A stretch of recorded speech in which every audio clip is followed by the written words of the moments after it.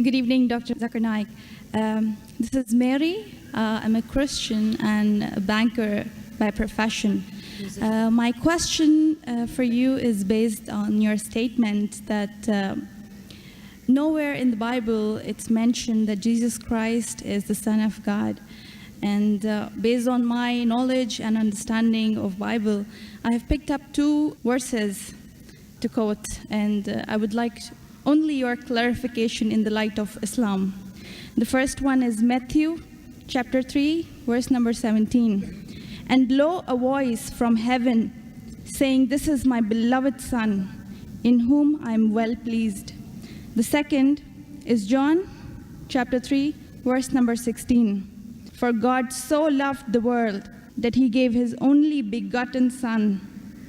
So whosoever shall believe in him shall not die but have everlasting life. That's right. You don't have to tell him this verse is enough. He'll tell you the whole life. Sister, just to correct your statement, you made a question saying that I said that nowhere in the Bible it says that Jesus is Son of God. I never said that nowhere in the Bible is it mentioned that Jesus is Son of God. I said there is not a single unequivocal statement in the complete Bible. There is not a single unambiguous statement in the complete Bible where Jesus Christ, peace be upon him, himself says that I am God, or where he says worship me. I never said the Bible does not say Jesus is Son of God. What I said, there is not a single unambiguous statement, not a single unequivocal statement in the complete Bible where Jesus Christ, peace be upon him, himself says that I am God, or where he says worship me. If you point out any such two statements, I'm ready to accept Christianity. If your question assumes that Son of God means Jesus is God, very well I'll reply to your question. Many Christians think that just by the statement Son of God means Jesus is God. Sister, do you know in the Bible, Adam is son of God, Ephraim is son of God, Israel is son of God. God has got sons by the tons in the Bible. That means you haven't read your Bible, sister. So do you mean to say all of them are gods? Is Adam God? Is Ephraim God? Is Israel God? No. Son of God, sister, is a statement used if you read Romans chapter number 8, verse number 14. All those that are led by the Spirit of God, they are sons of God. Means if you follow the commandment of God, if I follow the commandment of God, I am a son of God. In this way, undoubtedly, Jesus Christ, peace be upon him, verily is the most beloved Son of God. Meaning, he is following the commandment of God. I have got no problem at all. If you say Son of God means persons who follow the commandments of God, like it's mentioned in Romans, all those who are led by the Spirit of God, they are sons of God. If I follow the commandment of God, you follow the commandment of God, we are called children of God. Very innocent statement, no problem. So as far as your Matthew is concerned, 3:17 I have clarified. Now coming to your second quotation of Gospel of John chapter 3 verse number 16. But what the Christian missionaries say, no, brother Zakir, Jesus Christ, peace be upon him, is not a normal son. He is the begotten Son of God. And they quote Gospel of John, chapter number 3, verse number 16. For God so loved the world that he gave his only begotten Son. Whosoever believeth in him shall not die, but have everlasting life. Sister, simple question. What is the meaning of the word begotten? He has given it. No, what is the meaning of begotten? He has given his Son to the people. No, sister. Begotten doesn't mean he's given his son. You know English, I know English. Your English is, mashallah, very good. Begotten doesn't mean he's given his son. If I say you have begotten a son. Sorry to interrupt. Don't give metaphorical meaning. English. I'm not a scholar. You're not a scholar, but your English is very good. I'm a layman person. And but sister, your English is very... If I say you have begotten a son, what does it mean? That means you have had sexual relationship with your husband and you begot a son. Begetting is a function of lower animals of sex. How can I attribute this function to Almighty God? Who did God have sex with? Who? That's the reason the scholars of Christianity, if you read the Revised Standard Edition, Revised Standard Version of the Bible, revised by 32 scholars, Christian scholars of the highest eminence, backed by 50 different corporate denominations, they say this word begotten in Gospel of John, chapter number 3, verse number 16, is an interpolation, is a fabrication, is a concoction, and they're thrown out of the Bible. So if you read the Bible, If you read the Revised Standard Version, it is the bestseller in the world. Revised Standard Version, revised by not Muslims, not Hindus, 32 Christian scholars of the highest eminence, backed by 50 different corporate denominations. They say this word begotten is not present in the original manuscript of Gospel of John chapter 3 verse 16. What they say, it's an interpolation, it's a fabrication, it's a concoction, it's an adulteration. So Jesus is just like a son. Like Adam was son of God, Ephraim was son of God, Israel was son of God. He's a prophet of God. So I've got no problem in accepting that verily Jesus Christ, peace be upon him, was a prophet and a messenger of God, but he was not God. Hope that answers the question, sister. So now, sister, Thank you very much, Dr. sister, can we reverse the role now? Yes, I said definitely. I was ready to accept Christianity if you prove Jesus was God. Would you accept Islam now? Would you agree that Jesus is the prophet of God? I have still a few more things to clarify. You're most welcome, sister. Leave Why do Muslims refrain from the statement, Son of God? Why? Yes. If I answer the question, will you accept Islam? Mine, it's not a I compulsion. think we have a huge population of Muslims in the world. We Yes. need believers. We do not need only Muslims by name. Yes, so we want Muslim by deed, so we want to become Muslim by deed, not by name, sister. Okay, coming to your question, that why do Muslims refrain from using Son of God as a phrase? Very good question.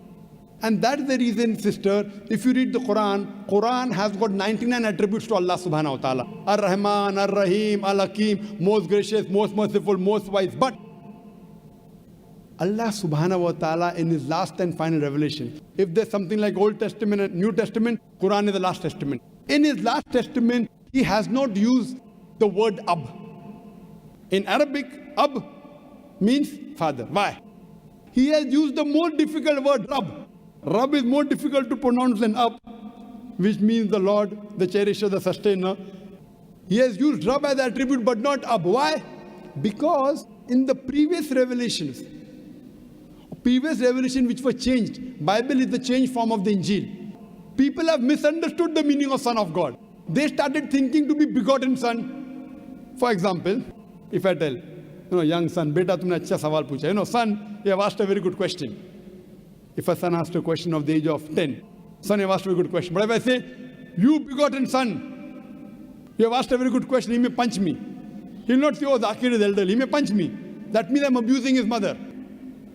If I say my begotten son, he'll get angry. I'm insinuating that I had sex with his mother. So son is innocent word, begotten son is not innocent. Same way, the son is a very good word, but people started misunderstanding. So to remove this confusion, that's the reason the Quran does not use the word father as attribute to Almighty God. Otherwise it's a good word.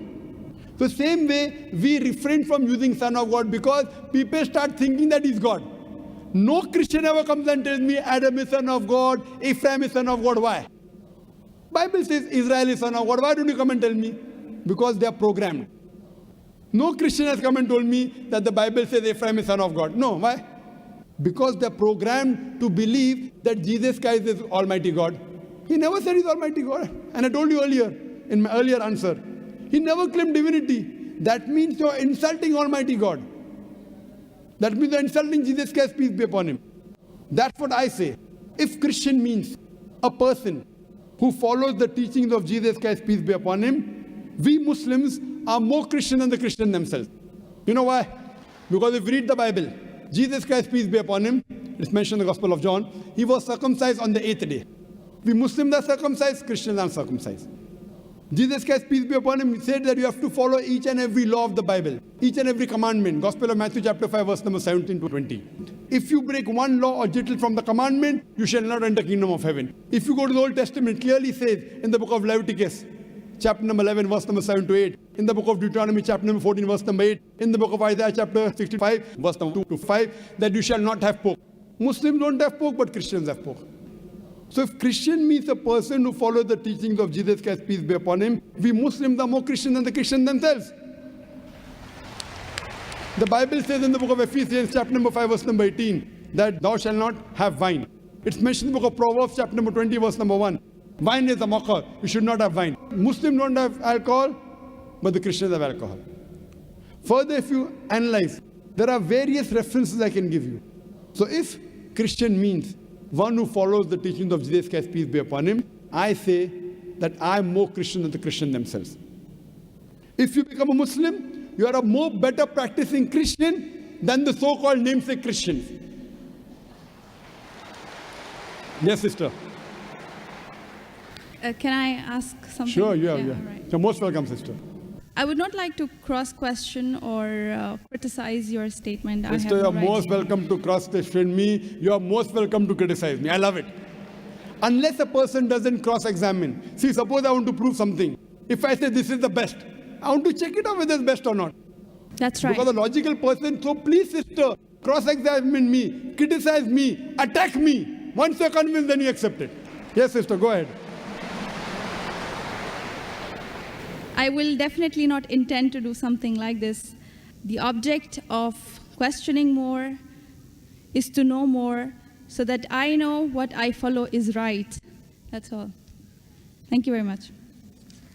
Sister can ask any question, no problem. You're most welcome. Whether your intention is very good, but I went to the extent of saying even your intention is bad, no problem. But your intention is very good, sister. So you can ask any questions and you don't have to accept Islam. No one can force you.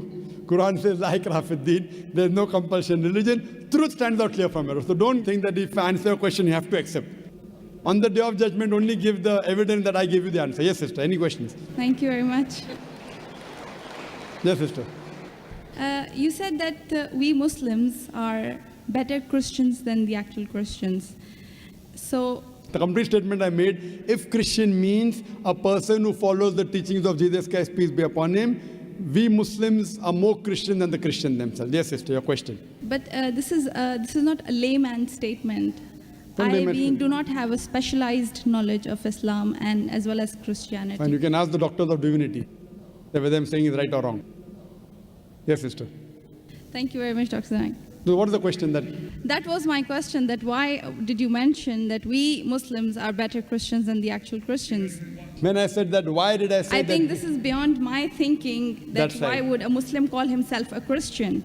No, correct. Why? Because we love Jesus Christ, peace be upon him. We love him more than you. We love him, we respect him, we revere him. But we don't worship him. The reason I said this because I love Jesus Christ, peace be upon him. I respect him, I revere him, but I don't worship him. Because he never told me to worship him. If he would have told me to worship him, I would have worshipped him. So that's the reason I say, if Christian means a person who follows the teachings of Jesus Christ, peace be upon him, I'm more Christian than the Christian themselves. Because I love Jesus Christ, peace be upon him. I respect him, I revere him, but I don't worship him. So hope that answers the question, sister. Thank you very much.